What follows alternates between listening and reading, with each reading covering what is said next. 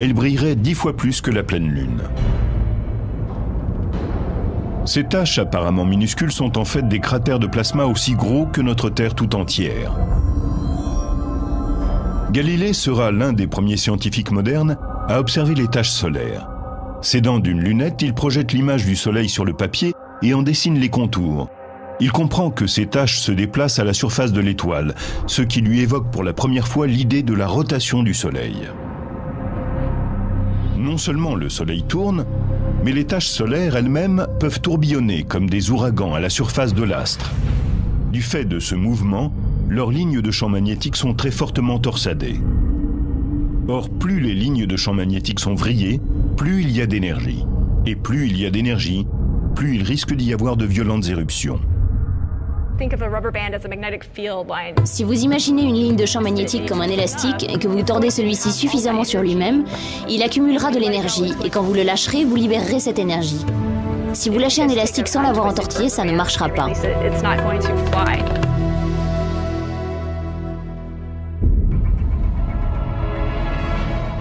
Quand une tache solaire libère son énergie magnétique, cela provoque d'énormes explosions dans le système solaire. Ce sont les éruptions solaires. Une seule éruption libère 1 milliard de mégatonnes d'énergie, c'est-à-dire la puissance d'1 million d'éruptions volcaniques sur Terre. Elles apparaissent sous forme de zones extrêmement brillantes. C'est la température de l'ordre de 10 millions de degrés qui produit cette luminosité. Ces éruptions peuvent durer des heures et elles dégagent une énergie colossale. C'est l'équivalent de millions de bombes nucléaires qui quitteraient la surface du Soleil en même temps. Les éruptions solaires ne se contentent pas d'exploser dans l'espace. Elles canalisent également des particules de haute énergie vers une couche du Soleil appelée chromosphère, où elles s'empressent de transférer leur énergie un peu comme une bille de choc heurtant le triangle. La bille de choc se comporte comme une de ces particules de haute énergie en provenance de la zone d'éruption. La bille de choc percute à grande vitesse les 8 billes du triangle, et une fois qu'elle a heurté la bille de tête, l'énergie se transfère aux billes de but qui partent dans toutes les directions à cause de cette énergie qui se répercute sur elles.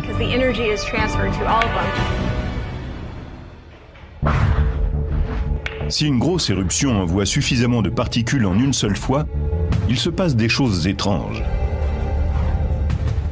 Voici des images d'archives d'un tremblement de soleil. En 1998, une éruption s'est produite dans la couronne. La matière qui jaillissait a heurté la surface du Soleil avec tellement de violence qu'il s'est formé des rides à partir du point d'impact. On dirait que l'on fait des ronds dans l'eau, mais il s'agit en fait de vagues de 3 km de haut qui déferlent à une vitesse dépassant les 400 000 km/h. Le tremblement de soleil de 1998 aurait eu une magnitude de 11,3 sur l'échelle de Richter, c'est-à-dire qu'il aurait été 1 million de fois plus violent que celui qui a secoué San Francisco en 1989.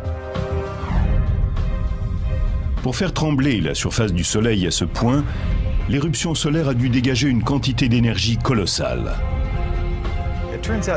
La quantité d'énergie mise en œuvre est celle que l'on aurait obtenue en recouvrant nos terres émergées de dynamite sur une épaisseur d'une centaine de mètres et en faisant tout sauter.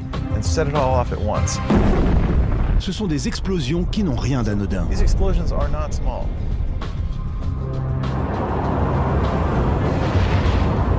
Les tremblements de terre ne sont pas les seules catastrophes naturelles qui aient eu leur équivalent sur le Soleil. Une éruption peut aussi déclencher un tsunami solaire. Des vagues de plasma foncent alors dans l'atmosphère solaire à une vitesse de plus d'1 million de km/h pour se disperser en l'espace de quelques heures.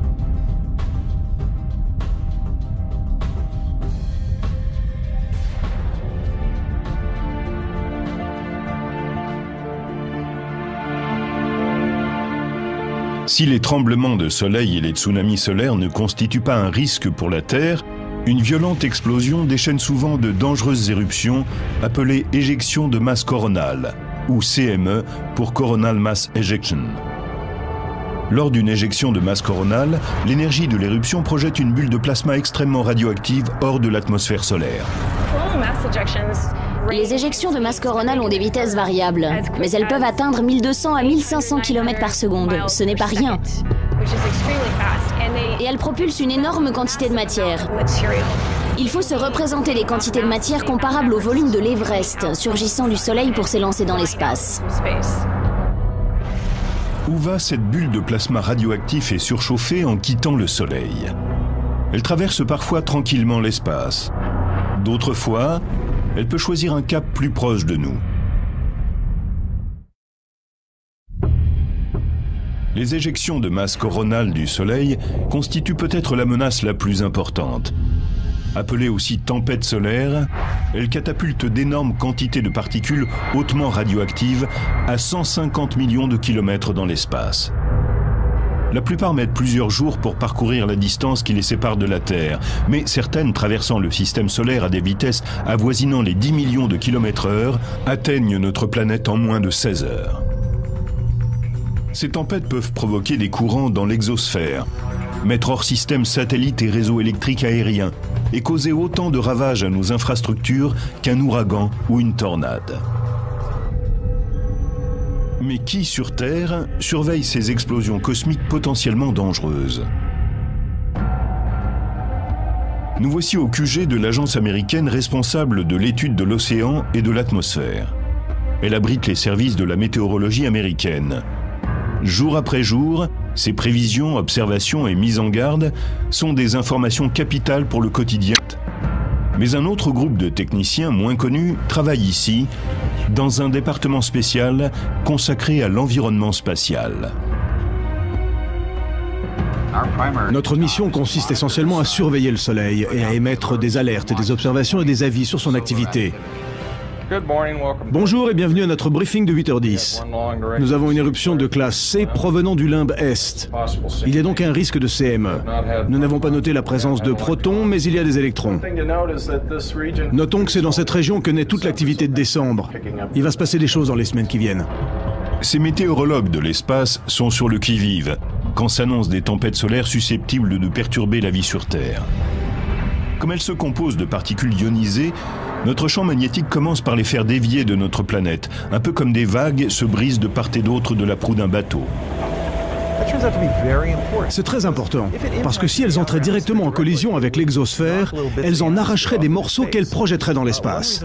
Si la planète Mars n'a pas d'atmosphère, c'est notamment parce qu'elle n'a pas de champ magnétique fort. Au fil de millions, peut-être même de milliards d'années, sous l'influence de vents solaires et de CME qui passaient par là, son atmosphère était progressivement projetée dans l'espace. Mais notre champ magnétique n'a rien à voir avec le champ de force des films de science-fiction. Certaines particules peuvent le pénétrer et ioniser l'exosphère. Des tempêtes solaires peuvent même faire fléchir, jusqu'à les rompre, les lignes de champ magnétique de l'autre côté de la Terre, permettant ainsi à des particules ionisées de repartir le long des lignes de champ vers les pôles nord et sud. Des tempêtes particulièrement violentes peuvent même déformer le champ magnétique et créer des courants électriques d'un continent à l'autre. Lorsque cela se produit, les réseaux électriques longue distance peuvent se retrouver en surcharge. Cela peut endommager des transformateurs à chaque bout de la ligne. En 1989, une bonne partie du Québec a été plongée dans le noir parce qu'un phénomène solaire avait fait éclater un transformateur.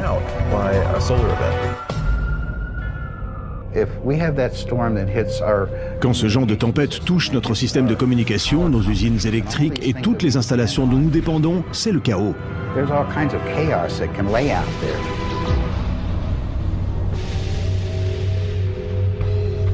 Si les compagnies d'électricité ont le temps de réagir, elles peuvent diminuer le courant qui circule dans les câbles et éviter la catastrophe.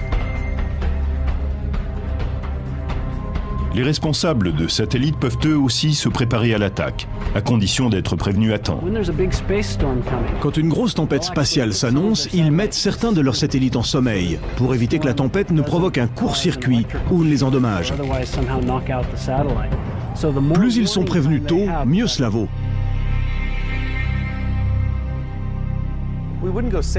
On ne prend pas la mer sans consulter la météo. De même, quand on gère de vastes systèmes, comme les réseaux électriques ou téléphoniques, qui risquent d'être affectés par la météo spatiale, il est important de connaître les prévisions pour essayer de limiter la casse. Les tempêtes solaires peuvent aussi perturber les communications radio à haute fréquence qu'utilisent les avions. Dans les années 80, Air Force One, l'avion du président des États-Unis, transportait Ronald Reagan pour un voyage en Chine quand une tempête solaire a éclaté. Les communications ont été impossibles durant plusieurs heures, coupant du monde le chef de l'État américain. C'est la même urgence qu'avec la météo terrestre. Quand on annonce une tornade, on sait qu'il faut informer les gens immédiatement de ce qui se passe. C'est la même chose avec le temps spatial. Il est important de savoir ce qui se passe en temps réel. Il n'y a que quelques heures de cela, nous avons eu une éjection de masse coronale. Il faut savoir où se produit cette explosion. Ensuite, on peut la mesurer et estimer le temps qu'il lui faudra pour aller du Soleil à la Terre. Une très grosse explosion de matière est en train de se produire. Sur cette petite photo, vous voyez que le Soleil en est recouvert. Maintenant, regardez la masse de matière projetée dans l'espace. C'est vraiment gigantesque. Comme les lignes de champ magnétique émanent des pôles nord et sud, l'énergie des tempêtes solaires a facilement accès à ces zones. C'est pourquoi les experts craignent que les passagers d'un avion survolant les pôles durant une violente tempête ne soient exposés à de dangereux niveaux de radiation, à une dose comparable à une centaine de radiographies. Il ne faut pas prendre ça à la légère, on ne sait jamais. La radiation risque de s'intensifier brusquement alors que l'avion est en vol. La menace de radiation solaire est une raison supplémentaire pour observer le Soleil. Le Soleil est très actif, surtout à notre époque. La Terre n'est pas une île. Nous sommes concernés par l'activité solaire. Ce sont les taches solaires qui déclenchent les plus graves tempêtes. Aussi, les météorologues les suivent-elles attentivement pendant qu'elles tournent à la surface du Soleil. Ce qui compte, c'est l'emplacement. Un point, c'est tout. Des éjections de masse coronale, il y en a tout le temps. Comme le Soleil tourne, une bonne partie d'entre elles se produisent de l'autre côté de l'astre. Tant qu'elles ne sont pas face à la Terre, ce n'est pas trop inquiétant. Au fil de la rotation, la zone d'activité se retrouve plus au centre du disque et nous regarde. C'est là que cela devient critique. La zone de tous les dangers se situe au centre du Soleil en rotation quand il est face à nous.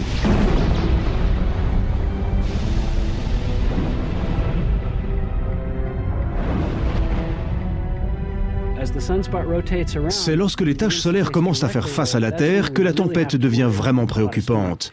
Si elle se forme à ce moment-là, elle peut viser directement la Terre et heurter la planète de plein fouet.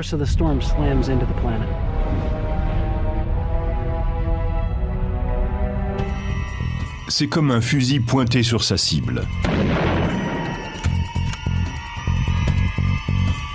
S'il met dans le mille, les dégâts sont d'autant plus importants.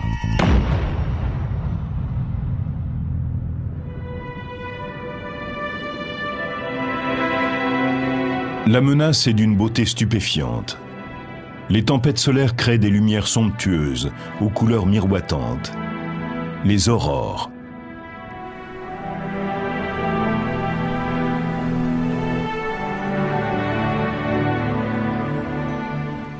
Les aurores fonctionnent comme des enseignes au néon. Dans le cas des tubes fluorescents, l'électricité introduit des particules chargées dans des tubes de verre remplis de gaz. Dans le gaz, ces particules sont excitées et se mettent à briller. S'il n'y a que du néon à l'intérieur du tube, la lumière sera rouge. En ajoutant d'autres gaz comme l'argon, on peut obtenir toute une gamme de couleurs. Le champ électrique à l'intérieur du tube fait fonctionner l'enseigne fluorescente, comme le champ magnétique et l'énergie solaire animent l'aurore. En se précipitant le long du champ magnétique terrestre en direction des pôles, les particules énergétiques de la tempête solaire excitent certains éléments qui sont dans notre atmosphère et les font briller.